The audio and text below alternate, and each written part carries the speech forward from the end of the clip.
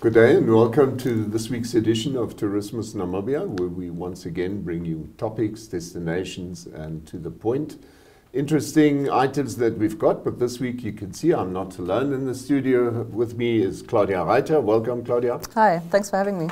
So Claudia will try and get herself involved in this more and more as we go along. But first up, let's have a look at the topics that we'll bring you today. Africa Youth Tourism. This was quite a nice little initiative going on this week. It's the fourth one as we speak. So it's come to an end yesterday afternoon. And then we obviously want to introduce you to the new, almost I said NTE logo. It should be TE logo in future, but we'll explain more later on.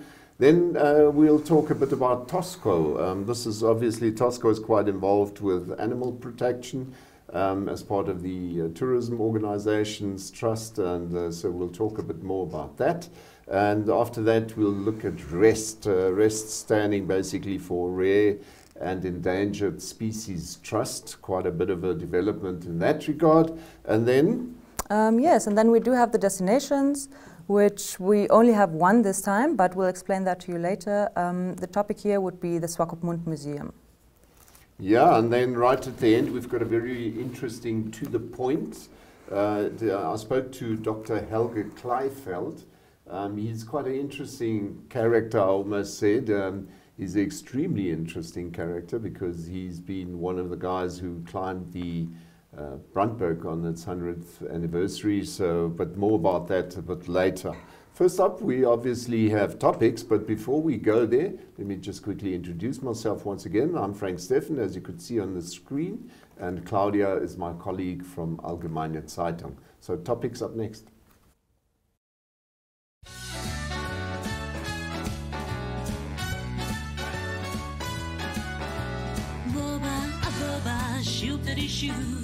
I'm so lost, so loopy over you. Baby, bubba, shoot-a-dee-shoo. I'm so lost, so loopy over you.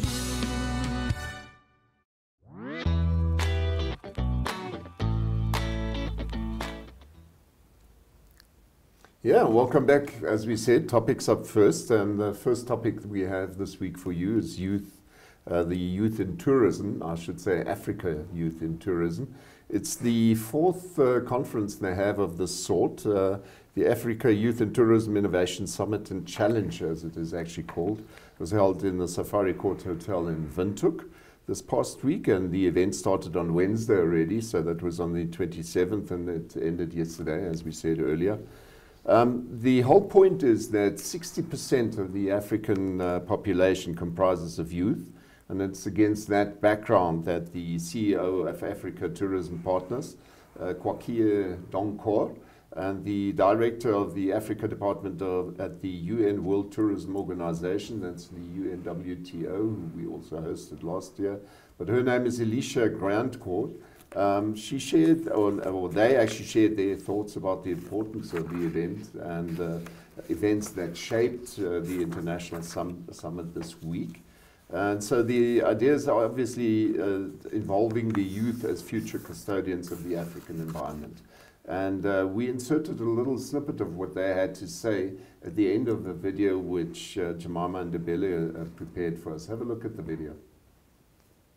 The fourth in 2020 Youth in Tourism Innovation Summit was hosted by the Ministry of Environment, Forestry and Tourism of Namibia, with key focus areas that include, but are not limited to, youth entrepreneurship, students' immersion in innovation, small enterprise development, personal transformation, and self-actualization. The event taking place at the Safari Court Hotel includes delegates from all across Africa and the globe as well, with global tourism leaders, entrepreneurial innovators, and partner organizations coming together to celebrate and to create viable networks to support youth startups and small enterprises to help maximize their leadership potential. Furthermore, the summit is established to nurture African youth startups as well as small startups to pursue opportunities across the global tourism ecosystem. My name is Rafik Jacobs. I'm from Namibia, from the company named Sadati. We are all about clothing branding. So we promote our Namibian traditional brand, which is based here in Namibia. So we are here to showcase our traditional way and also to showcase how rich Namibian culture is in Namibia, and also to diverse and also incorporate African culture in our company. So this Namibian Tourism Youth Expo was a really good initiative to showcase our brand and also to show the international people that's coming to this expo to show them that the richness in our culture and traditional way. So this is actually good to showcase and also to promote our brand worldwide and African also. Yes. Conditions of the global context. As some of you are also aware, with the UNWTO Agenda for Africa Tourism for an Inclusive Recovery Process from the impacts and consequences of the pandemic. Innovation, technology, and digitalization are an integral part of the evolution process of the tourism industry. We all agree that COVID-19 has... Innovation in our whole life is extremely important. We've got to innovate. And who are the drivers of innovation? Who are the catalysts of innovation? Is the young people. We are talking of entrepreneurship. What is it about at all?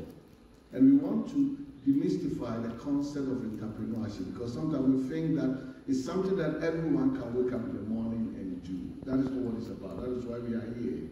So we like to share understanding on how young people will be able to get into that.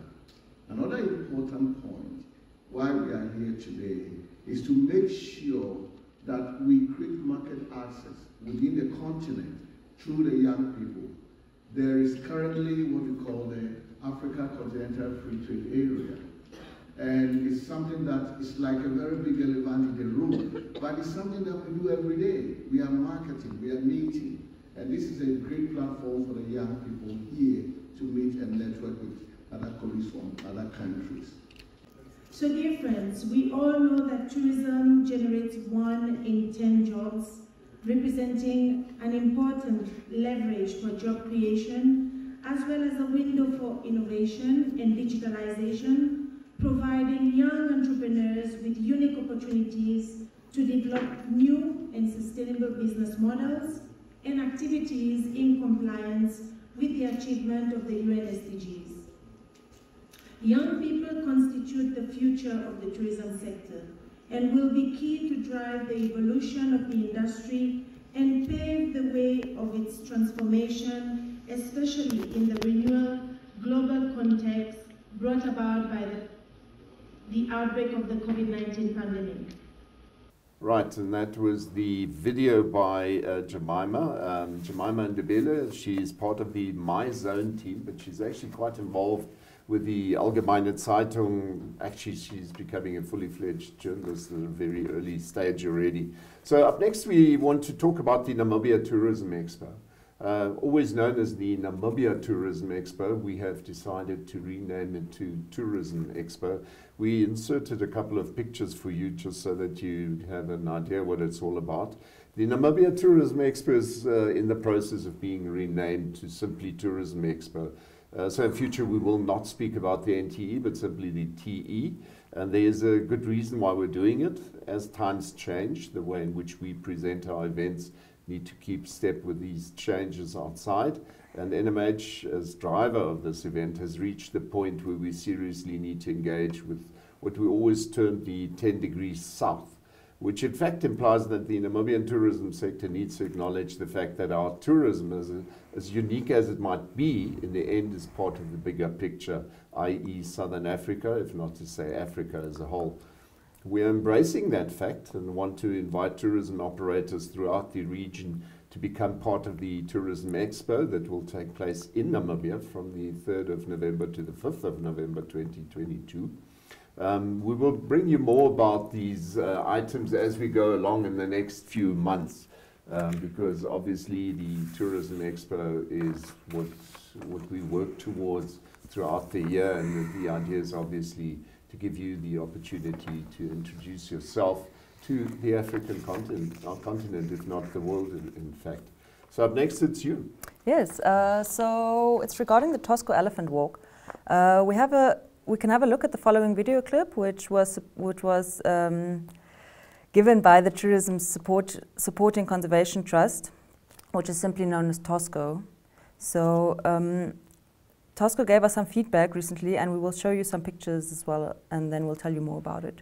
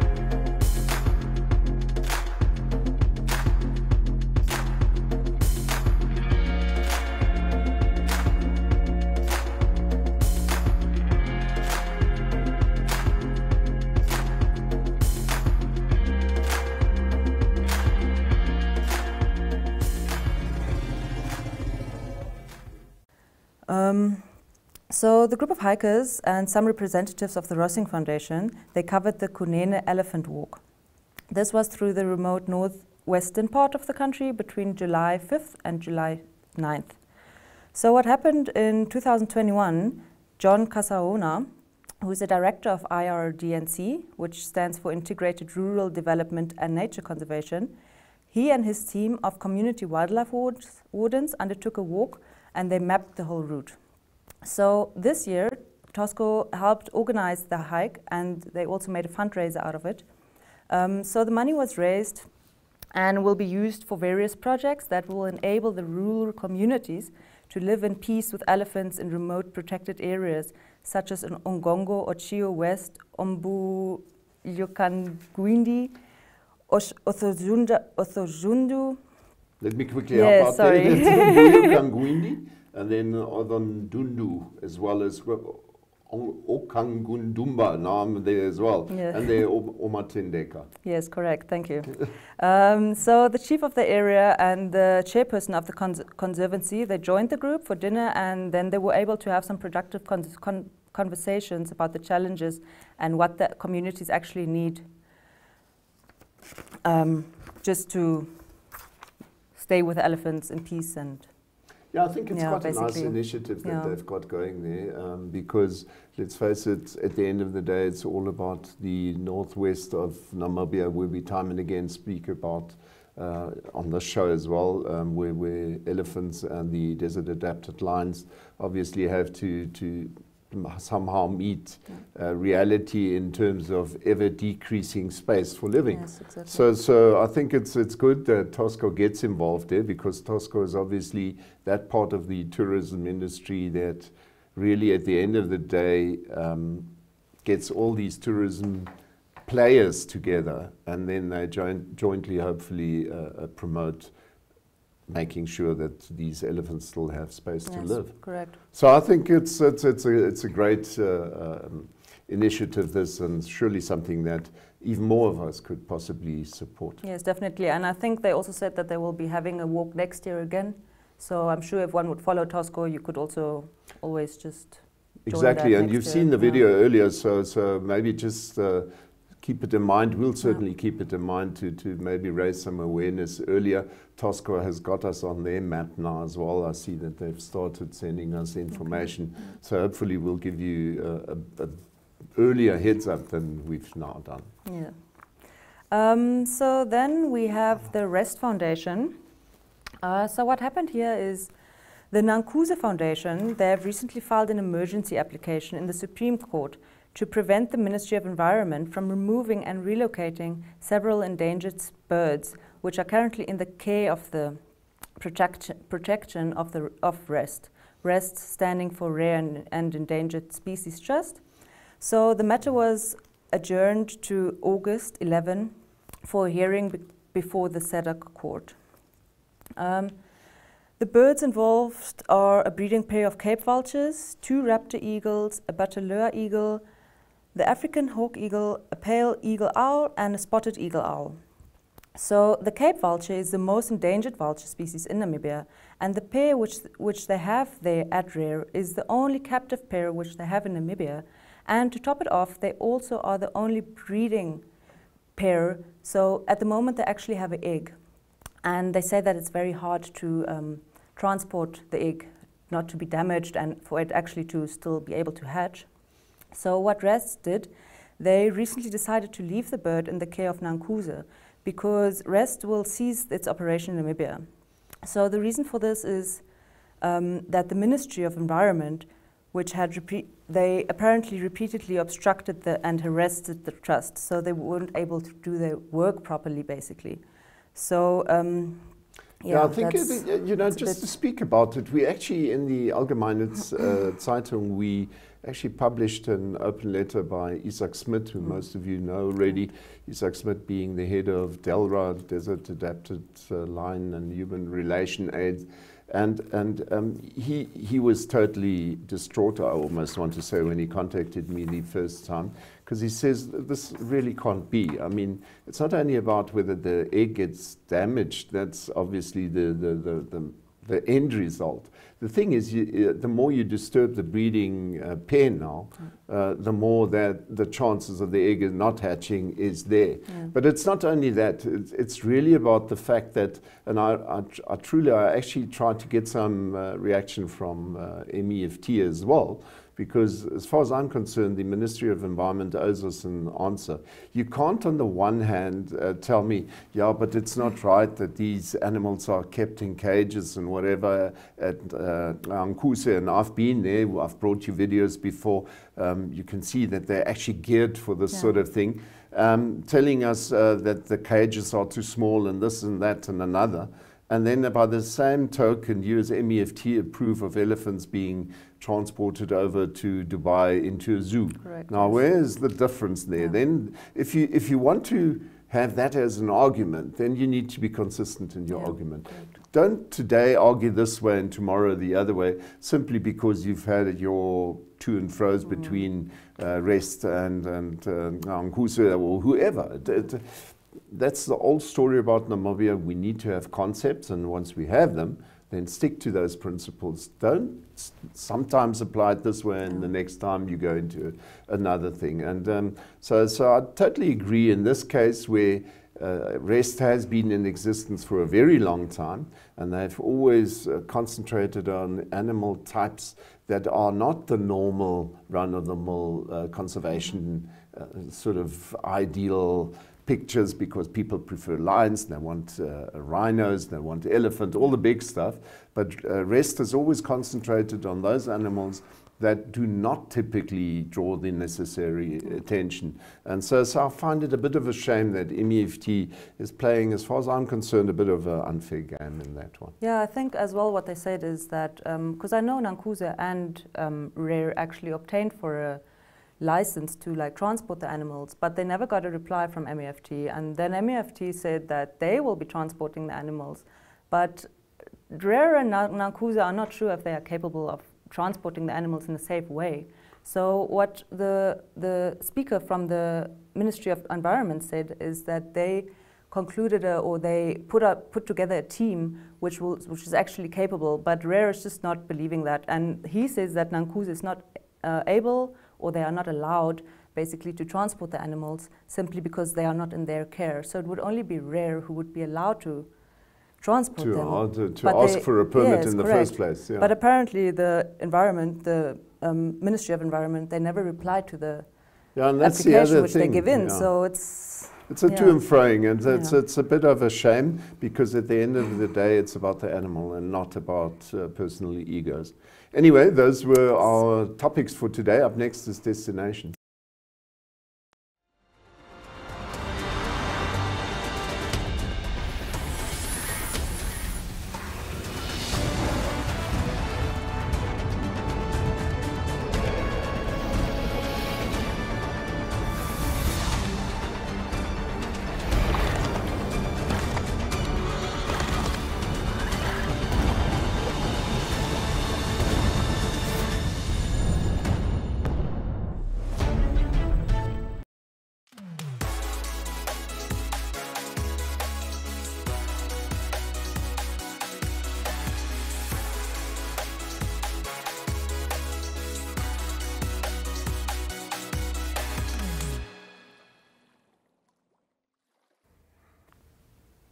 All right, so we arrived at our destinations.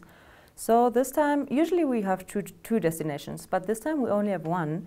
This would be because our colleague, Micheline Navatises, she hijacked us and she proposed that we will be talking about the Swakopmund Museum. So she brought us quite a long video, so you can have a look at that. Yeah, let's first talk about the maps. Just quickly, have a look at what we bring you. Swakopmund Museum is quite close to what is known as the Mole or the jetty. You actually see on the left-hand side there, you see Strand Hotel. So here on the right-hand side, you can actually see the museum. It's quite a big one. And so what was nice about this is, if you look at the pictures that she brought us here, the museum is not, not only a historical museum. There's much more about it. So if you look at all these pictures, this is a real museum. I think it's probably the only real complete museum that we actually have in Namibia.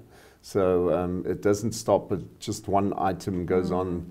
And for example, just the history or recent history of German Southwest Africa right up to our current political system. No, it's each item has been categorized and taken through art. And so that's why she originally had a video of 20 minutes. I said, no, I mean, it's simply too long for the show, yeah. And so I convinced her that she should cut it down to 10 minutes. So yeah, have a look at the video.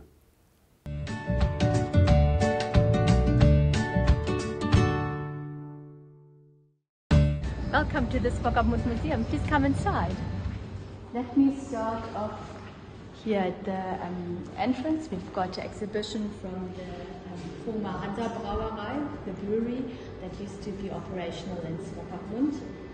We have, for example, here the original light of the former original light of the lighthouse. It was a very special concept that was used before there was electricity. It was running on acetylene, which was actually quite dangerous. You can read more about Darlene, who designed this light and also came up with some energy-saving ideas, which was important already then. Now we enter the main hall of the Swakopmund Museum. This is mainly with animals, information on plants, and also information on minerals and the transport system. Here we have an original elephant skull of these beautiful giant animals. The interesting thing about elephants is they only have 4 teeth actually, and they grow back their whole life.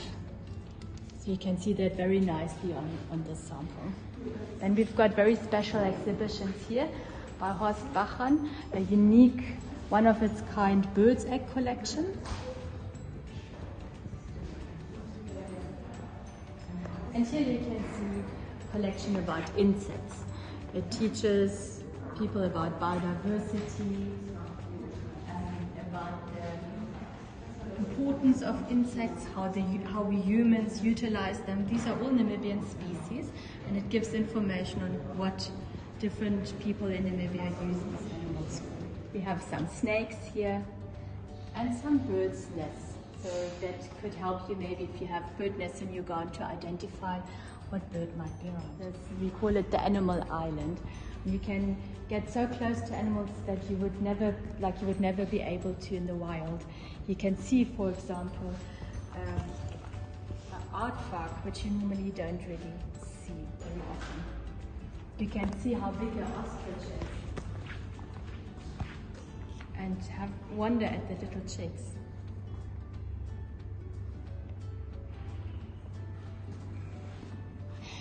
But the Swakopmund Museum is also giving information about the ocean life and the coast life. So we've got some information here about the different shells that can be found on the coast. So next time you walk, maybe you can identify what kind of black mussel you saw, whether it's which kind of Mytilus or whether it's a perna. The last years we found quite a lot of whale strandings, and you might find something similar to this. This is the baleen of the teeth kind of teeth of the baleen whales. That's where they filter the microscopic phytoplankton out of the sea. And we've got some information about the whale hunting that happened in Walfish Bay, and in fact gave Walfish Bay its name. Get some ideas about the size of the whales, different whales, and why the people used to hunt down whales, what it was used for. Here we've got a depiction of the purse seine industry, how it's operating. Got some information here because it used to be a very, very important fishery in Namibia. And we've got a replica of the Cape Cross and a sword, a real sword that was found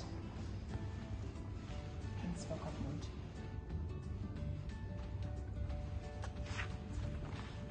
Got some information about the bird life in front of our coast, all the different species that we have here. Remember the Swakopmund estuary, that's a Ramsar area, so it's an area to be a good harbor for birds. So if you wander there close to the beach bar, you can look at the birds. This part is our maritime part. So this, for example, people were transported in this basket from the ships to the shore. In the colonial times, Walfish Bay belonged to the English, and so the German settlers had to do without a proper harbor. That's how the bridge was built, why the bridge was. A big part in this main hall is also then concentrating on transport system of old. You probably know about the ox wagon. This is the original ox wagon built in Angola last century, and it was used for many years for many different purposes. If you're interested to know the history, we've got the whole information to be able to read up here.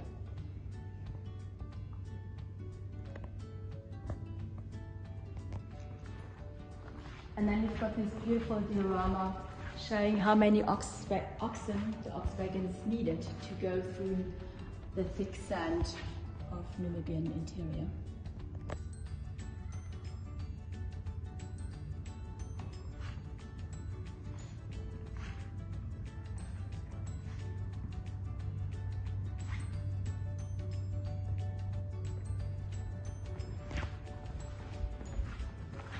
Let's first finish the transport system, and then I'll tell you more about the other exhibitions that we have here. So this was the cart by Governor Seitz, the German governor, the coach he used. And this was the so-called Cape cart. Both were pulled by horses.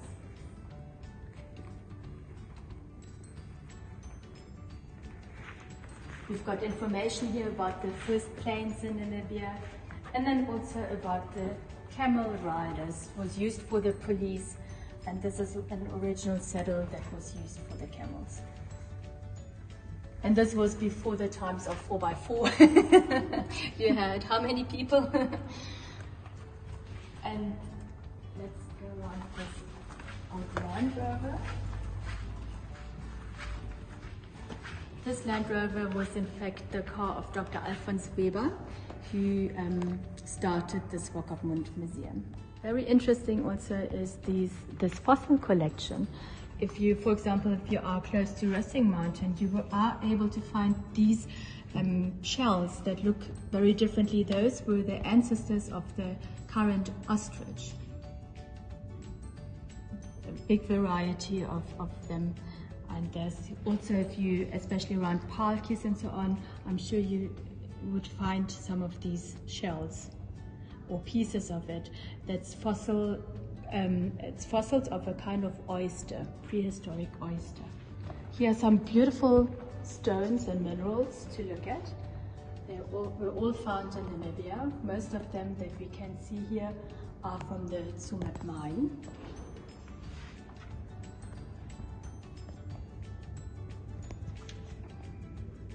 There are over 2,000 different minerals found in the Tsumeb mine, and 67 were first found in Namibia. So we have many interesting stories to tell Namibia about many different important findings and unique features. And some of the stories are told here in the Swakopmund Museum.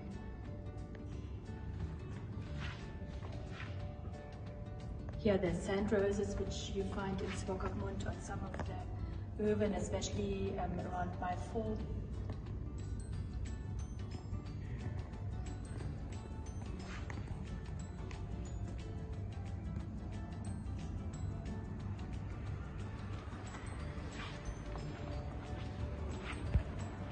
Here we've got some information about plants, about medicinal plants in Namibia, the different uses, the different oils, the different seeds that are used. And of course around our coastal town, the Nara seed is very important for the livelihood of the Toknas.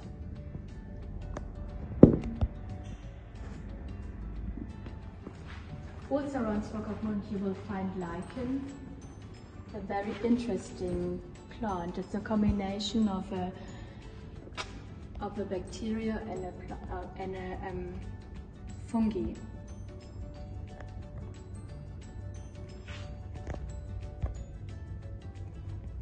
Fungus and algae.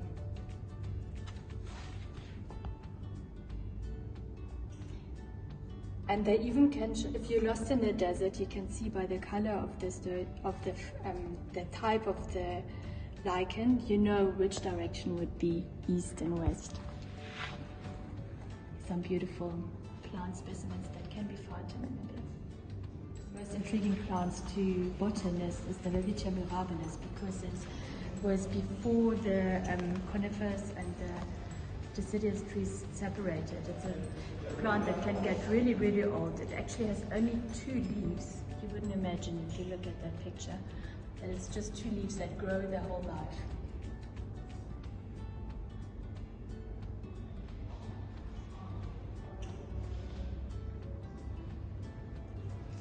So this is over 1,000 years old. Remember what happened 2,000 years ago? What happened in the year 2000?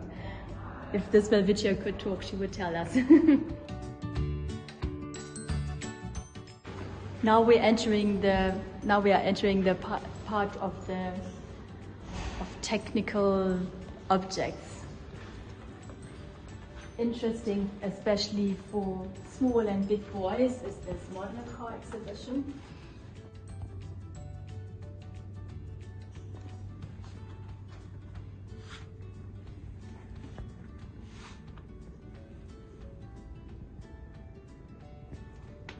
And kids nowadays can't imagine what was before computers and smartphones, but here you've got some examples of what people used to write with.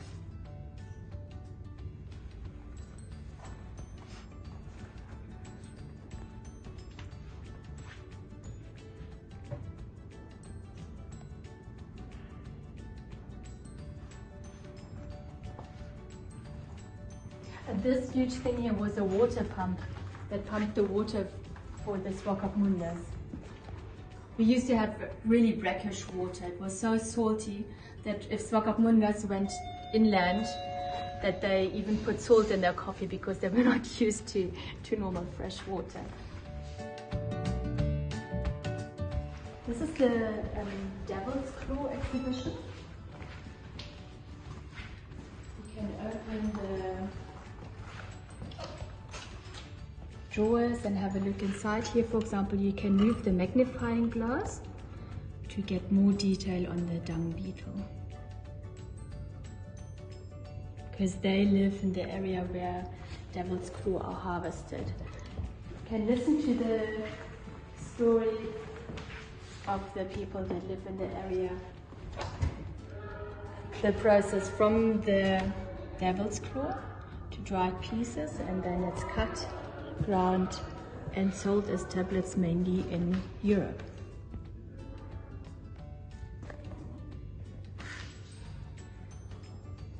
So local knowledge is very important for many livelihoods and also for health. And now I will take you back in time about over 100 years ago in Swakopmund. This used to be a pharmacy. You didn't get Panado or something like that. You would tell the pharmacist that you have a headache, and he would take whatever he has available, crush it and give it for you to eat, or put it as a cream if you had some skin ailment. It was usually all locally produced. He had all the ingredients.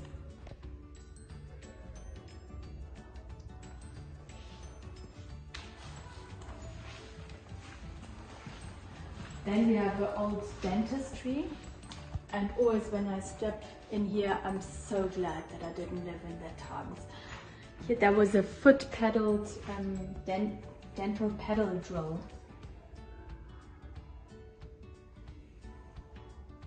And the patient doesn't look too happy with what is happening. You see Dr. Alfons Weber, he was a dentist, and he started the Swakopmund Museum. We have a special exhibition at the moment in the museum by Ocean Conservation Namibia. You can take a photo here, for example. It's about seal rescue and the seal entanglement, because the problem is the plastic pollution, and it tells us how each and every one of us can contribute to reducing plastic pollution. So it's very important that people have a look at this, children understand it, and that also grown-ups get an indication of what we can do and why we should do something, because this is a side that we don't want to see. We don't want to see animals suffering unnecessarily.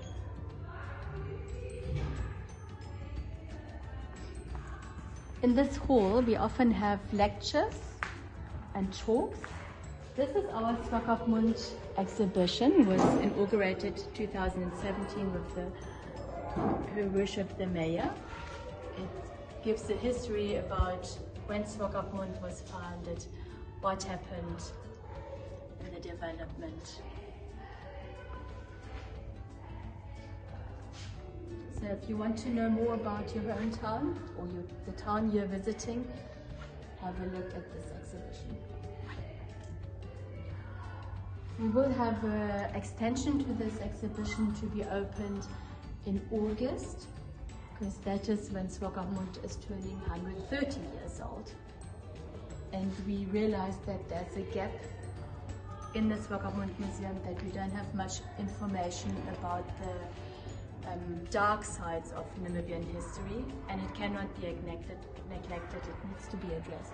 We've got some photographs, photo cameras here, and film projector. So welcome to the movies. We sometimes also show movies in the Swakopmund Museum, to which everybody is welcome as well. Then I will take you up to the archaeological section. Before we go upstairs to the archaeological section, I show you the geology exhibition.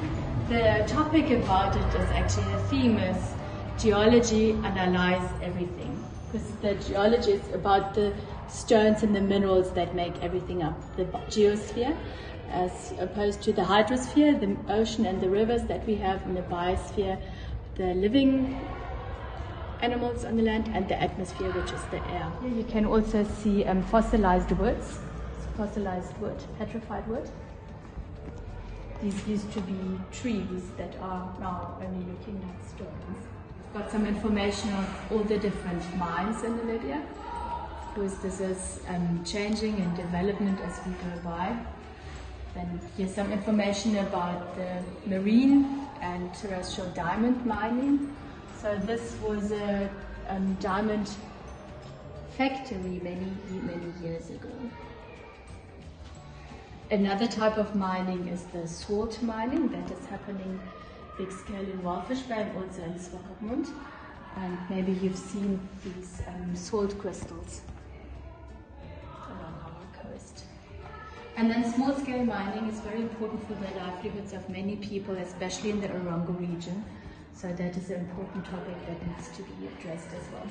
This part is about the uranium mining, and I find it quite interesting, this map, where everywhere where you see the pink, that is gamma radiation, and that gives an indication where uranium is situated. So you see the Swakop mine, Rössing mine, Husark, Lange Heinrich, and all the trap up here where they will be positioned. Now I want to take you upstairs, and we've got here an exhibition about how from an ostrich egg the beads are being made.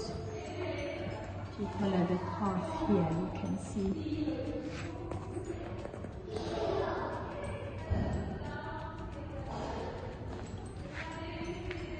This is a replica of a fossilized skull that was found. So it's not the skull, we have no skulls in the museum, we have no human remains here, but this is just of a prehistoric human being that was found, the so-called Ochizeva man. Here we have the Mali system that was used in Namibia, starting with early types of currency like shells, then glass beads, copper, of course, always very important. Salt was important inland, and then the different types of money that came in, up to the Namibian dollar that we have.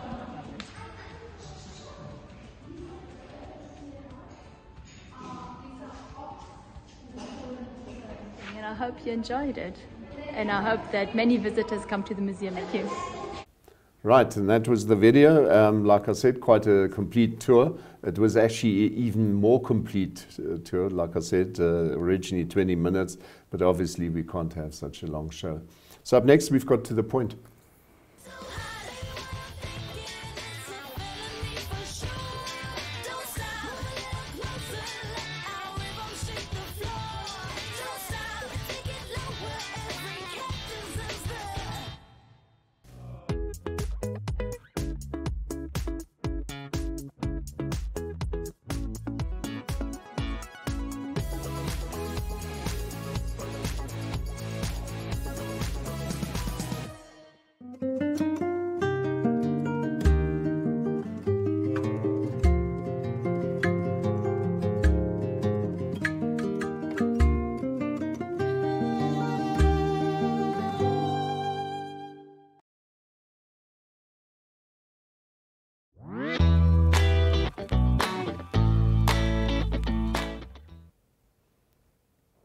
Yeah, the next video that we've got for you is actually in German, but we've added subtitles so that you can at least follow it.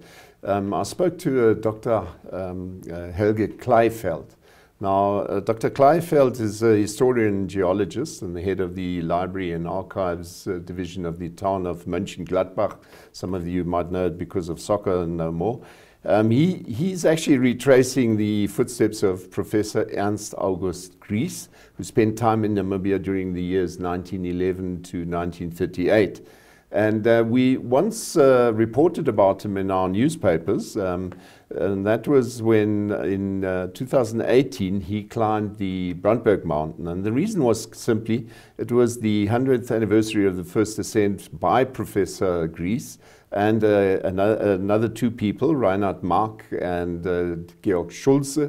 Those were the people who originally climbed the Brandberg for the first time on January 2, 1918. And it was actually Mark who discovered the White Lady of the Brandberg when they climbed their way back down. So Kleifeld has always been in and out of Namibia trying to retrace these sort of old historic events, and he now embarked on a trip by boat trying to emulate the trip by Greece in those years when he traveled to what was then German Southwest Africa and later obviously Southwest Africa under South African rule.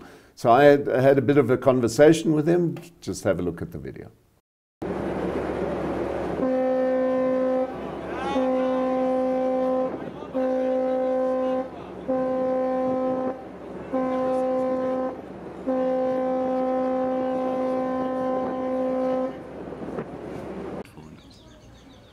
So, und wir sitzen hier im Kleinwinter Gasthaus. Vor mir sitzt Helge Kleifeld. Der eine oder andere von Ihnen wird sich noch daran erinnern, dass Herr Kleifeld schon mal hier war, hatte mit dem Brandberg damals bestiegen und darüber wurde auch ausführlich berichtet. Helge, willkommen hier in Namibia. Dankeschön, ich freue mich hier zu sein wieder mal. Ja, und jetzt erklär mal, nur damit die dich noch nicht kennen, gib mal so einen kleinen Hintergrund von dir selbst. Ja, also ich selber bin Historiker, Geograf und Politikwissenschaftler und in Deutschland auch Archivar, zurzeit in Mönchengladbach im Stadtarchiv und beschäftige mich auch mit der Geschichte von Deutsch-Südwestafrika. Dort besonders mit einer Person, nämlich Professor Ernst August Gries, der Direktor der Kaiserlichen Realschule in Windhoek war und zwischen 1911 und 1926 in Deutsch-Südwestafrika bzw. Südwestafrika gelebt hat. Wow, das wäre heutzutage die deutsche höhere Privatschule, wenn ich mich richtig entsinne. Richtig, die Kaiserliche Realschule ist der Vorläufer der DHPS. Ja, genau. Ja, und das ist ja eigentlich schon super interessant. Und jetzt warst du, so wie du jetzt hier sitzt, bist du gerade vom Schiff gestiegen. Erklär uns mal ein bisschen mehr, was hat das auf sich? Ja, also ich habe versucht, die Tagebücher von dem Professor Gries zu transkribieren und das auch publiziert. Und in diesen Tagebüchern hat er viele Reisen geschildert, die er teilweise in Namibia durchgeführt hat oder in Deutsch-Südwestafrika. Und er hat aber auch seine Schiffsreisen geschildert, also wie er hierher gelangte, denn damals 1911 und 1921, das sind die beiden Male, wo er nach durch Südwestafrika gereist ist er natürlich einmal mit der Wörmann-Linie und einmal mit einem anderen Personenschiff gefahren. Er konnte ja gar nicht anders hierher kommen als mit dem Schiff. Und so habe ich mir zu guter Letzt, nachdem ich alle seine Pats mal versucht habe abzufahren und auch den Brandberg, wie er damals in einer Dreiergruppe als erster vor gut 100 Jahren, die er bestiegen hat, den habe ich dann auch genau 100 Jahre später auf den Tag genau bestiegen, wollte ich jetzt zum Abschluss einfach auch mal so eine Schiffsreise mitgemacht haben, um zu gucken, ob seine Berichte auch alle so stimmen, was er so alles gesehen hat und was er alles schildert. Und ist es im Wesentlichen noch ungefähr wie damals? Natürlich, ich meine, die Schiffe sind heute moderner und die Crew ist anders, aber hat man noch so ein bisschen das Gefühl? Also ich bin ja mit einem Frachtschiff gefahren und er mit einem extra für Personen ausgerichteten Personendampfer in der ersten Klasse, sodass es natürlich einen kleinen Unterschied gegeben hat. Auch die Route war eine andere. Man ist damals noch wesentlich näher an dem Land oder an dem Kontinent Afrika vorbeigefahren. Heute hat man quasi ab den Kanarischen Inseln und wenn man die Westseite Afrikas umrundete, den direkten Weg nach Walfischbay genommen. Sodass wir aber im Wesentlichen alle Fische oder was er so beschrieben hat, gesehen haben.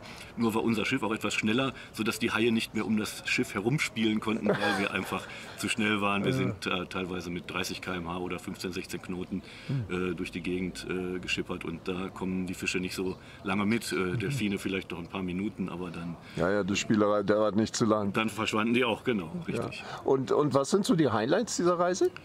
Ja, die Highlights sind unterschiedlicher Art. Bezogen auf Gries Schilderungen sind es eben die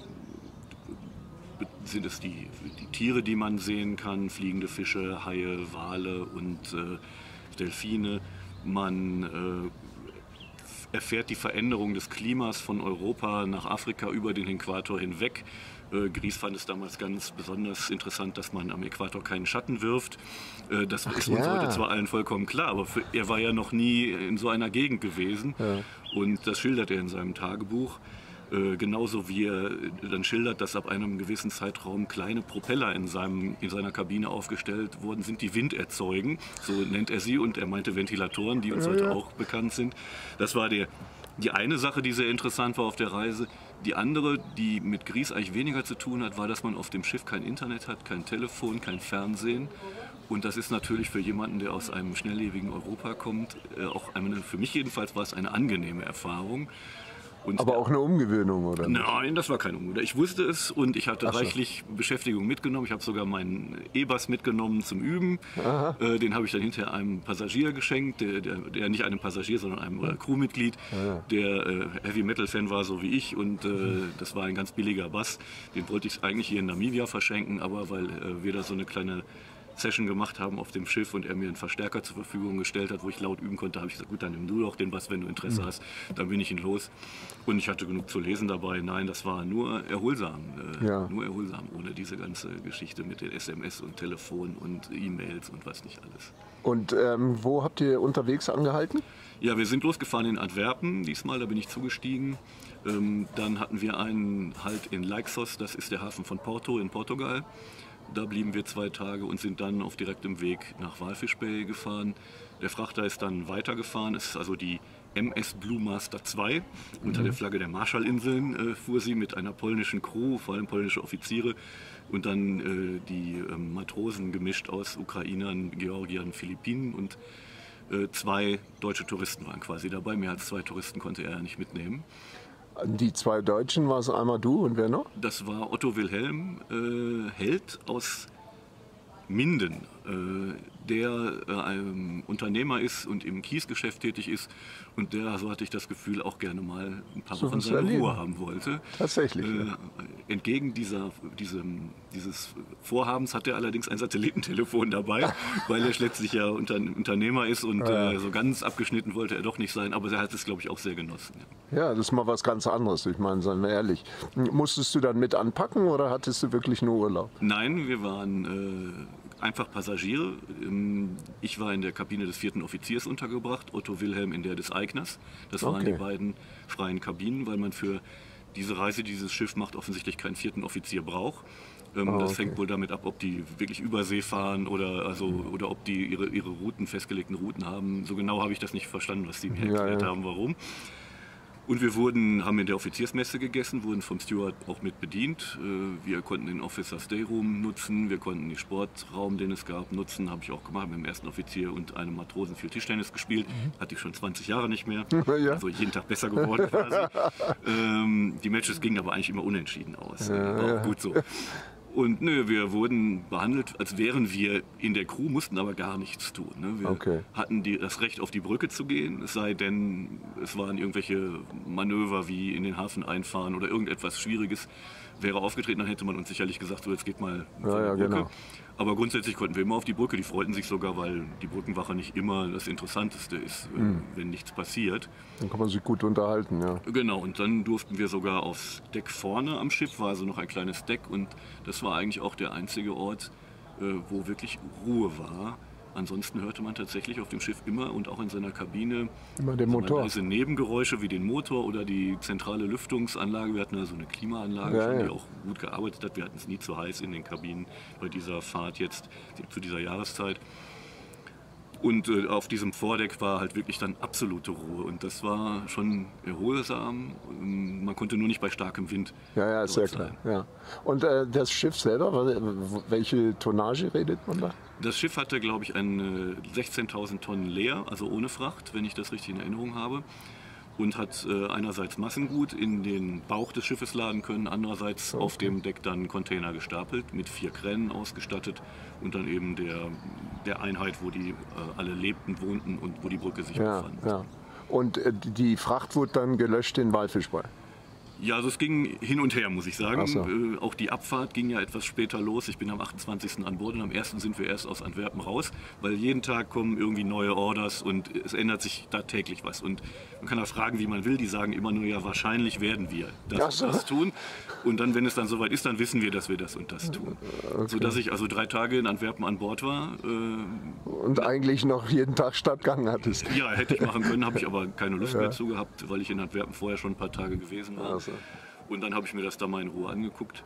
Und dann in Leixos war es wieder so, dass wir nicht genau wussten, wann wir rein können in den Hafen, ob da nicht vorher ein Schiff ist. Und dann haben wir wieder eben 2 Tage da verbracht. Und in Walfish Bay war es tatsächlich so, wir kamen am 19. an, wir hätten schon morgens da sein können. Dann kam die Order, okay, Maschinen ein bisschen langsamer, wir kommen erst gegen Abend, haben wir die Möglichkeit in den Hafen zu kommen und ein paar Stunden später kam schon wieder die Order, wir müssen noch die Nacht auf Rede liegen vor Walfischbucht, um dann am nächsten Tag in den Hafen zu können, weil an dem Containerterminal noch ein anderes Schiff liegt.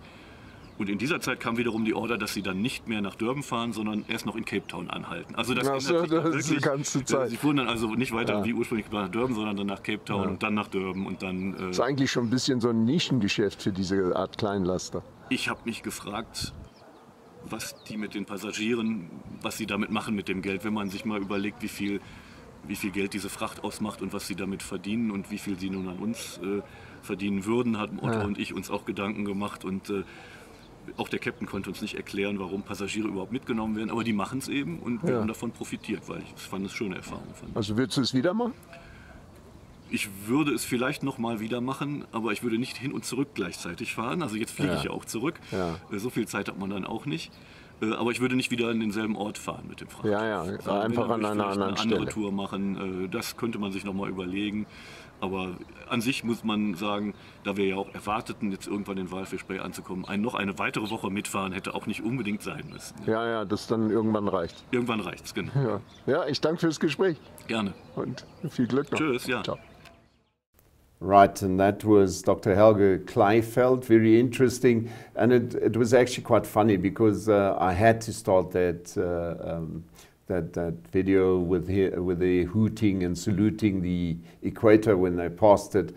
And by the same token, he actually gave us a complete, it was a almost 6-minute long video of him playing his guitar, going quite on heavy music, that sort of thing, and he expected the captain to sing to it. And I obviously included it at the end of the video interview simply to show that what they were doing. But you could clearly see Dr. Kleifeld, he was like into this thing and he wanted to make this work. And the captain felt totally uneasy. He didn't really know what he was. Not impressed. No, he wasn't going to be the solo singer of this life. So it was quite a hilarious thing. That's why I only included 1 minute, because I felt the captain would be hard done by if I'd included the whole video. But extremely interesting, and those books of Dr. Grease are actually available. But it was a different time, obviously, and it took them in those years weeks to get over to Namibia, whereas now this was obviously a much shorter time. But yeah, we'll actually bring a complete report of that in next week's papers as well. But it was just too nice not to include it today already, so there you go. Anyway, that brings us to the end of the show already. Thank you for joining me this time. Thank you for having me. Yeah, and we will do this more often because over time I'm trying to get into a situation where you don't have to look at old ugly self all the time, but you can instead rather have Claudia take you through these shows in future as well, just to give it a bit of a different angle as well. So that is the end of the show, as I said. We remain, and hopefully you will have a good weekend ahead of you, and hopefully an even better week ahead of you. And we'll be back next time, next week, same time. Yeah. Thanks for having us. Ciao, ciao. Cheers.